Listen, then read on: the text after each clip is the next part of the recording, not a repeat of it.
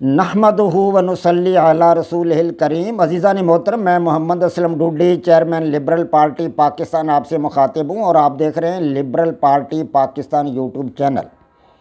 عزیزان محترم، آپ کو پتہ ہے کہ اس چینل کے توسط سے لبرل پارٹی پاکستان کا منشور آپ کے سامنے بیان کیا جاتا ہے، اور میں اسی مقصد کے لیے وقتاً فوقتاً آپ کے سامنے اپنے خیالات کا اظہار کرتا رہتا ہوں۔ عزیزان محترم، liberal party Pakistan YouTube channel آپ کا اپنا چینل ہے۔ میں توقع ظاہر کرتا ہوں اور امید کرتا ہوں کہ آپ اس چینل کو سبسکرائب کریں گے، لائک کریں گے، شیئر کریں گے، اور بیل آئیکن کو بھی دبا دیں گے، تاکہ پارٹی کی طرف سے دی جانے والی معلومات اور گزارشات بروقت آپ کے پاس پہنچیں، اور آپ اور آپ کے دوست احباب اور عزیز و اقارب ان سے مکمل طور پر استفادہ کر سکیں۔ عزیزان محترم، آپ اس حقیقت سے بھی آگاہ ہیں کہ لبرل پارٹی پاکستان کے بینر تلے، اس کے سٹیج اور اس کے پلیٹ فارم سے ان دنوں آپ کے سامنے 7 قسم کے اہم ترین پروگرام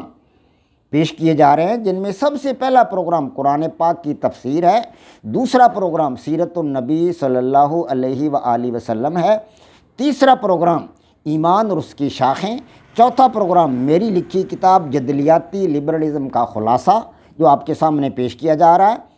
پانچواں پروگرام میری لکھی دوسری کتاب لبرل نظام حیات کا خلاصہ جو حقیقی آزادی کی صورت میں آپ کے سامنے پیش کیا جا رہا ہے،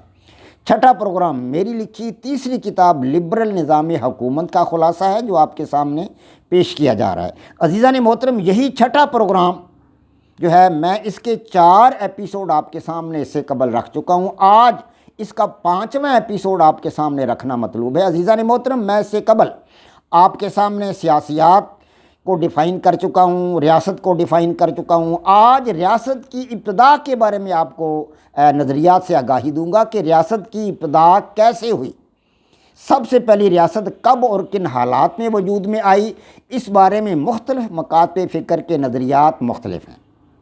جی ہاں، ایک سے نظریات نہیں ہیں، سب کے نظریات جو ہیں وہ ایک سے نہیں ہیں، مختلف مکاتب فکر کے نظریات مختلف ہیں، تو جن میں سے کچھ آپ کے سامنے رکھ رہا ہوں، جو زیادہ اہم ترین نظریات ہیں وہ آپ کے سامنے پیش کر رہا ہوں۔ تو سب سے پہلا نظریہ ہے ریاست کی ابتدا کا مذہبی نظریہ، ریاست کی ابتدا کا مذہبی نظریہ، یعنی کہ divine origin of state, divine origin of state, یعنی آسمانی اختیارات کا نظریہ، آسمانی اختیارات کا نظریہ۔ اس نظریہ کے مطابق کائنات پر ایک آسمانی طاقت کی حکمرانی ہے، کائنات پر ایک آسمانی طاقت کی حکمرانی ہے جس کا نام خدا تعالی ہے، اللہ تعالی ہے۔ اللہ تعالی ہر قسم کی طاقت کا مالک ہے، اور ہر قسم کی طاقت اس کے ہاتھ میں ہے، اس کی قدرت سب سے بالا اور اعلیٰ اور عرفہ ہے۔ کوئی انسان، کوئی جانور، کوئی زیرو، کوئی بے جان چیز اللہ تبارک و تعالیٰ کی طاقت اور اس کی توانائی کا اور اس کی حیثیت کا، اس کے مرتبے کا، اس کے مقام کا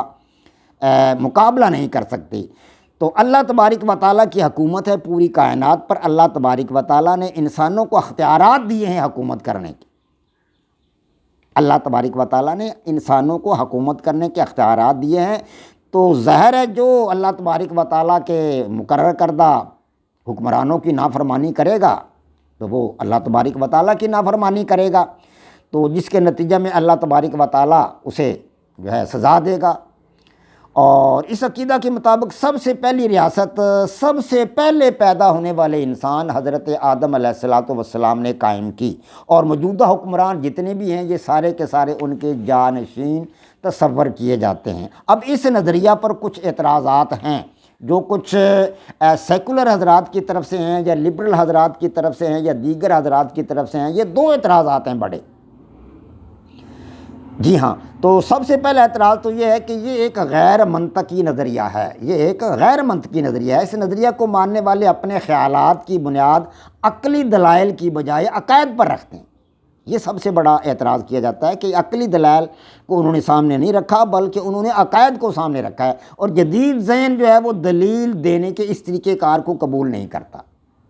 جی ہاں، اور دوسرا اعتراض انہوں نے یہ کیا ہے کہ مطلق العنانیت پائی جاتی ہے اس نظریہ میں،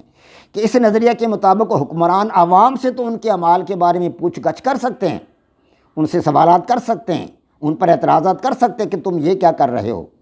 لیکن حکمرانوں سے پوچھ گچھ کرنے والا کوئی نہیں ہے۔ وہ اپنے اعمال میں مکمل طور پر آزاد ہے۔ اس طرح یہ نظریہ حکمرانوں کو آمر اور مطلق العنان بنا کر پیش کرتا ہے۔ یہ دو اعتراضات ہیں جو اس پر سیکولر حضرات بھی یہ اعتراض کرتے ہیں، اور دوسرے جو ہے لبرل حضرات بھی اس پر اعتراض کرتے ہیں، یعنی مغربی لبرل حضرات بھی اس پر یہ اعتراض کرتے ہیں۔ اب میرا نظریہ اس بارے میں آپ سن لیں کہ دراصل یہ اعتراضات جو ہیں وہ لوگ کرتے ہیں جنہوں نے ان بادشاہتوں کو دیکھا ہے جو مغربی دنیا میں بہت عرصہ پہلے قائم ہوئیں۔ آج سے 300-400 سال پہلے جو مغربی دنیا میں ریاستیں قائم ہوئی تھیں، جو بادشاہتیں آئی تھیں، ان پر یہ اعتراضات ہیں۔ اور آج کل بھی اگر کوئی بادشاہت ہے کہیں ہے تو مطلب اس پر اس قسم کا کوئی اعتراض تو کیا جا سکتا ہے، لیکن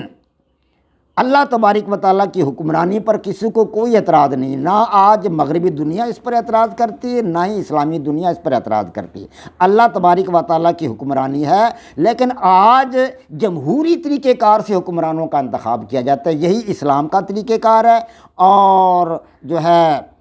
دیگر جو نظریہ حیات ہیں وہ بھی اس بات کو تسلیم کرتے ہیں۔ تو گویا کہ یہ دونوں اعتراضات جو ہیں یہ مطلب ان کی حقیقت وہ نہیں ہے جو مطلب وہ ان لوگوں نے بیان کی ہے، کیونکہ یہ اعتراضات صرف مغربی دنیا کی ان بادشاہتوں پر کیے جا سکتے ہیں، یا ایشیا یا مطلب دوسرے جو بر اعظم ہیں ان کی بادشاہتوں پر اعتراض کیے جا سکتے ہیں، لیکن اللہ تبارک و تعالیٰ کی حکمرانی پر کسی قسم کا کوئی اعتراض نہیں ہے، کیونکہ اللہ تبارک و تعالیٰ کی حکمرانی کے مطابق نظریہ اسلام میں حکمران جو آتے ہیں وہ مطلب ہے کسی کا کوئی بادشاہ حکمران ہے تو اس کا بیٹا حکمران نہیں بن سکتا۔ اسلام میں جو ہے وہ جمہوری طریقہ کار ہے، بادشاہوں کے حکمرانوں کے انتخاب کا طریقہ کار جمہوری ہے، اور اسلام یہی بتاتا ہے کہ جمہوری طریقہ کار سے حکمرانوں کا انتخاب کیا جائے۔ جمہوریت کے بغیر کوئی حکمران آگے نہیں آ سکتا۔ اسلام کے اندر خلفائے راشدین 4 منتخب ہوئے، حضرت ابوبکر صدیق منتخب ہوئے، حضرت عمر فاروق کا انتخاب کیا گیا، حضرت عثمان غنی کا انتخاب کیا گیا، حضرت علی المرتضیٰ کا انتخاب کیا گیا۔ وہ سارے کا سارا طریقہ کار جمہوری تھا،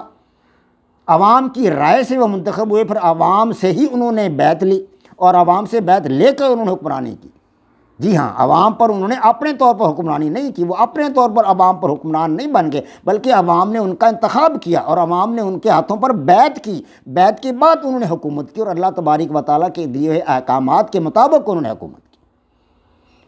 میں یہ اعتراضات جو ہیں دونوں، میں ان کو اتنی اہمیت نہیں دیتا، اور میں ان کو اہم نہیں سمجھتا۔ اگر میں ان کو اہم سمجھتا ہوں تو سابقہ دور کی جو بادشاہتیں ہیں، آج سے 400 سال قبل کی جو بادشاہتیں ہیں، جو مغربی بادشاہتیں تھیں، ان کے بارے میں یہ اعتراضات درست ہیں، لیکن آج کے نظریہ اسلام کے بارے میں، اللہ تبارک و تعالیٰ کی حکمرانی کے بارے میں یہ جو مطلب دلائل دیے گئے ہیں، جو اعتراضات کیے گئے ہیں، یہ کسی طور بھی درست نہیں ہیں۔ وما علینا الا البلاغ۔ پاک فوج زندہ باد، پاکستان پائندہ باد۔